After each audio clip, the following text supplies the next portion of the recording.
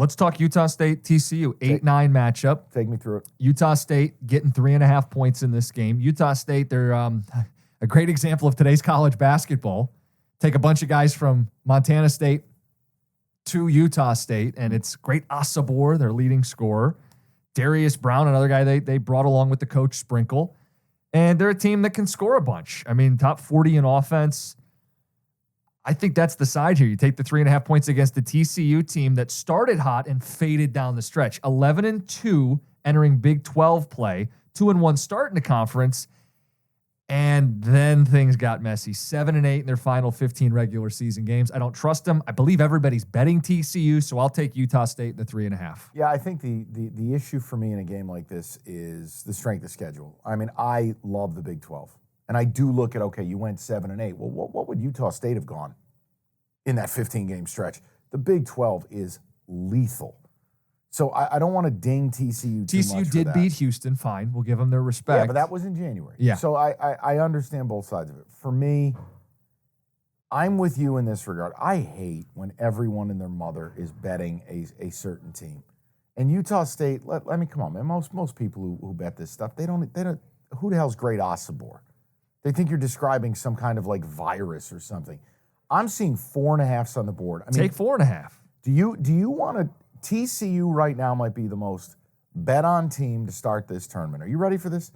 90% of tickets, 98% of money on TCU. That's startling. That shouldn't happen. I can't be on that side. No. I can't. The closest I'll be to that will be Kentucky. And I feel like I shouldn't even bet that. Does the public win? Could TCU dump truck this team? Sure. Of course. But it is 4.5 on FanDuel. We're taking the point. That's 4.5. I mean, the line is just getting to a point where I think, hey, now I've crossed 2 possessions. I mean, if Utah State shows up, do you know how powerful 4.5 is in a tournament game?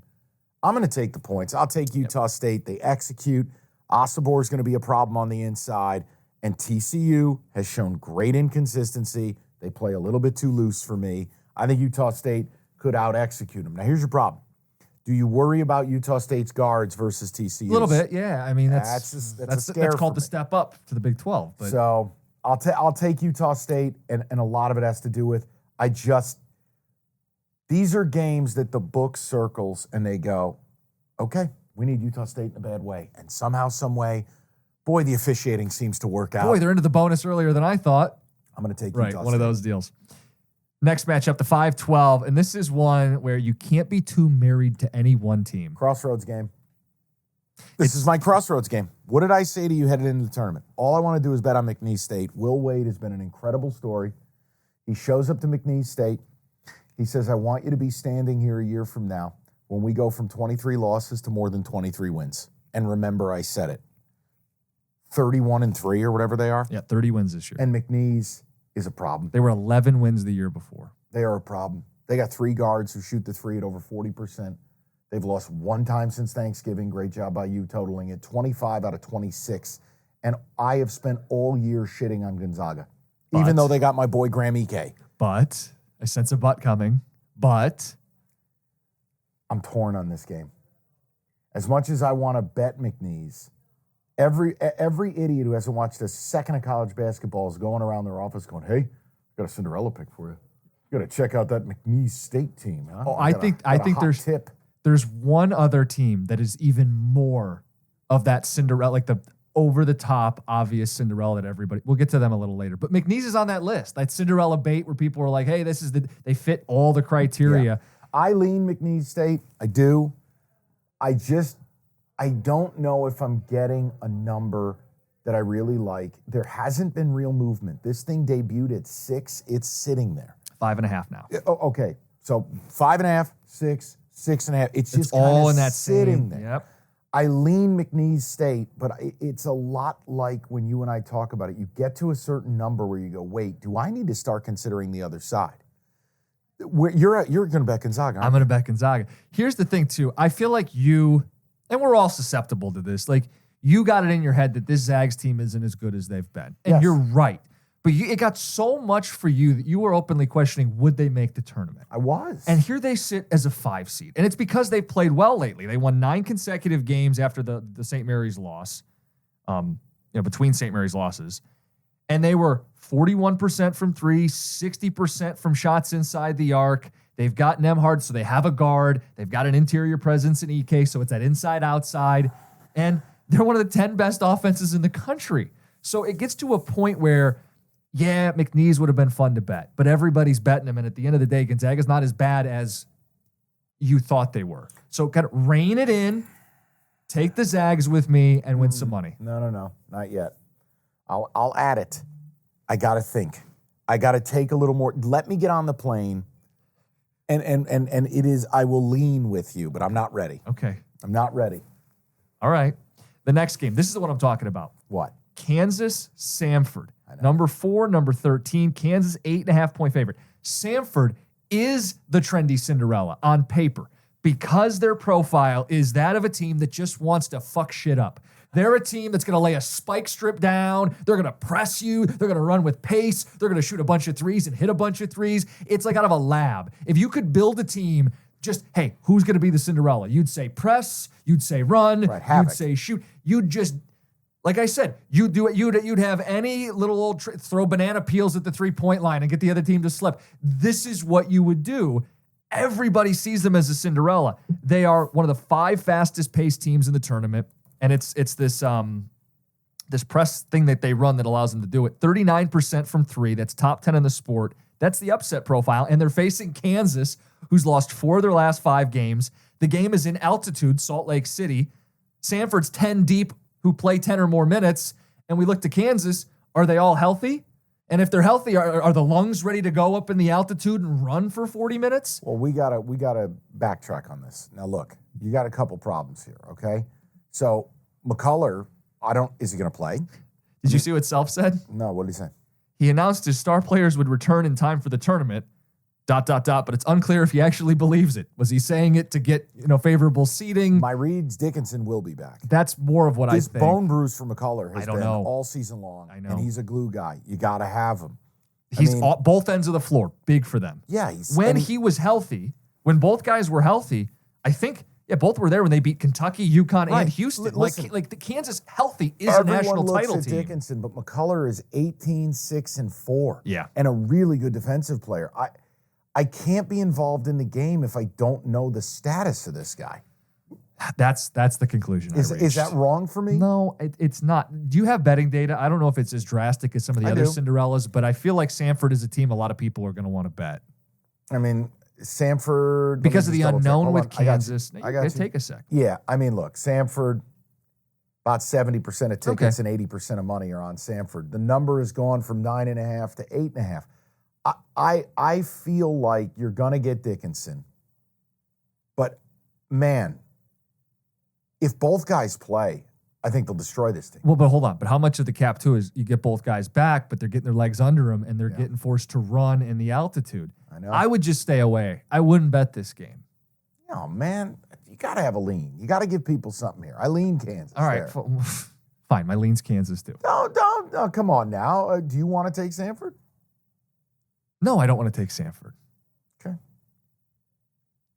I'm just throwing it out there. You think I sounded like I wanted to take Samford? Look, here's the deal. If neither guy plays, and you want to bet that game, if neither McCullough or Dickinson plays, well, the line will move, but you bet Samford on the money. Yes. Yeah. Like, I feel like if neither guy plays, Samford that line ends up moving down to like 5.5, and you just say, fuck it. I'm going to stay away from it. Okay. But if their guys play, I am not doing this Cinderella bullshit. If both guys play, they will annihilate this team.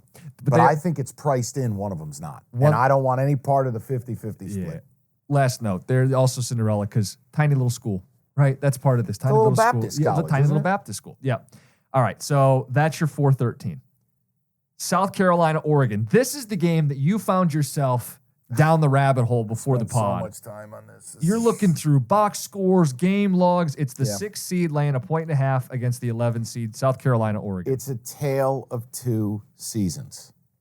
You have Oregon season and then Infale Dante season.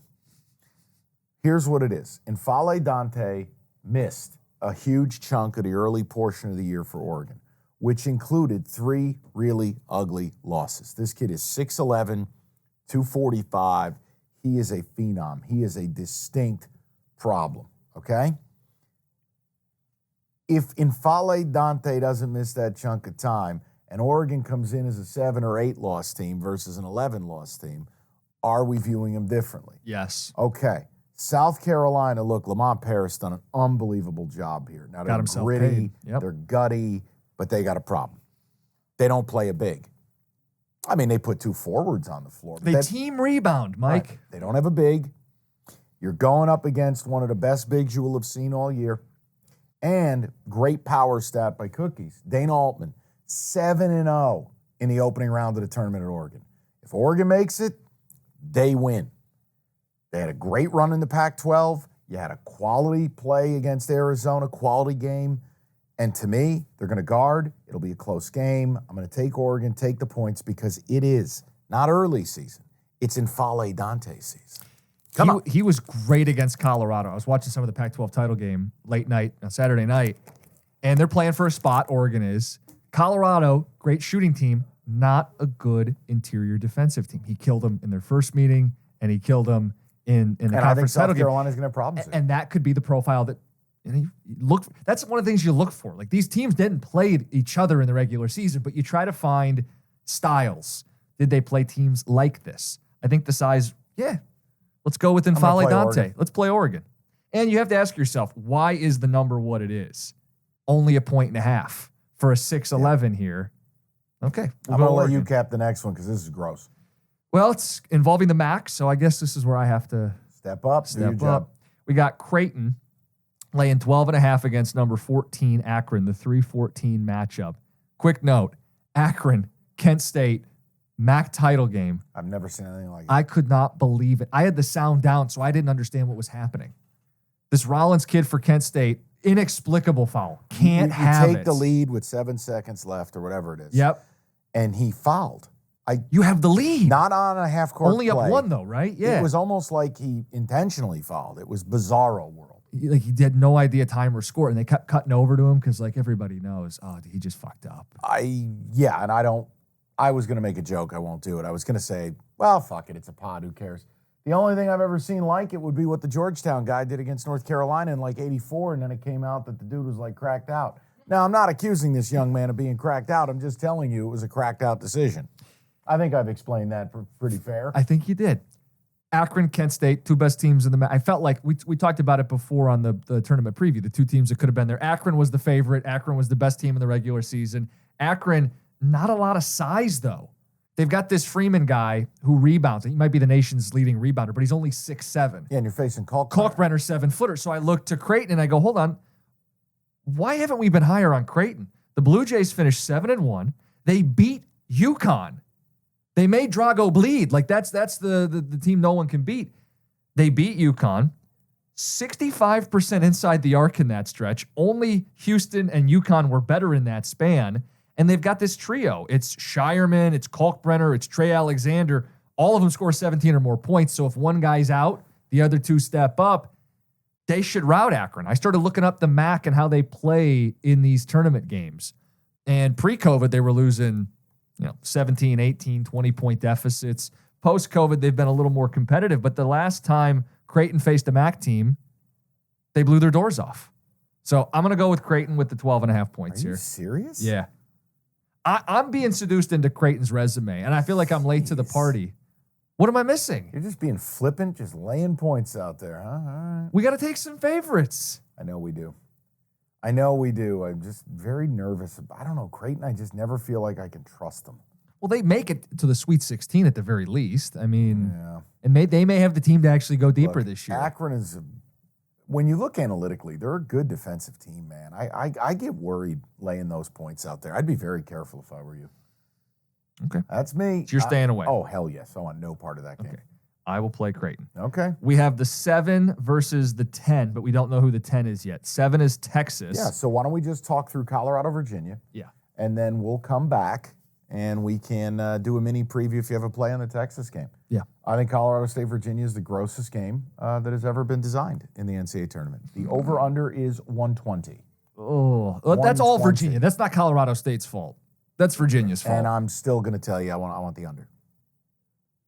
What do you think the score's going to be? 56, 53. Mike's like 42-39. Not at the half, final. Dude, these two teams are disgusting. They're disgusting. Well, Colorado State is not disgusting. I don't think they should be lumped in. Virginia makes you disgusting. They do this to everybody. Right. They And take all the fun out of basketball. Right, and neither team plays with a top 260 tempo. So I just feel like you got to look at the under. As far as the play, I mean, look, I think it'll be a close game, and that would lead you towards taking the points. I think this Virginia team's terrible.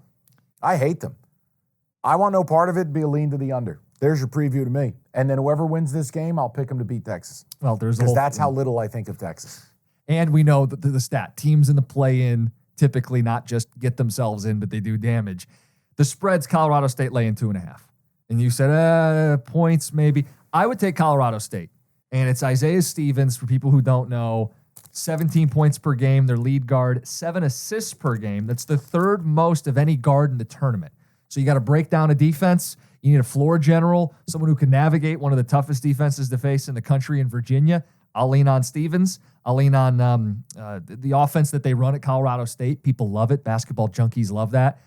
I'll go with Colorado State, cover the 2.5 points. Take it. And then we wrap with Tennessee. Dalton Connect. Your guy, laying 21.5 points against St. Peter's. Over 129. Can't mess with laying the 21.5. It's a Rick Barnes team. I don't trust him. He's a garbage coach in the tournament. But Tennessee, I mean, come on, let's be real about it now. Tennessee will walk in. I don't think they're going to sit here and I don't think they'll show their ass, especially the way their season ended with a couple of brutal losses. I don't want to lay 21.5, but I think the 129, they're going to get up and down. St. Pete's can't score. St. Pete's cannot score, and they're going to try to slow this game down. That's what scares me from the spread. But 129, come on, man. I feel like Tennessee can get their way to 80. You got Ziegler, you got Connect. St. Pete's has no answer for those guys. They didn't have Ziegler last year, right? That was the big story, that he got hurt right before the tournament. Right. Yeah, I just lean over 129. I don't want to lay to 21. Yeah, I make no bones about it. I will not bet on Rick Barnes in the tournament. And I think St. Peter's will be a popular pick because the average guy's going to roll up. Hey, I remember him. They got the kid with the dirt stash and the fro. No, they don't. He transferred to Bryant, Dougie Buckets.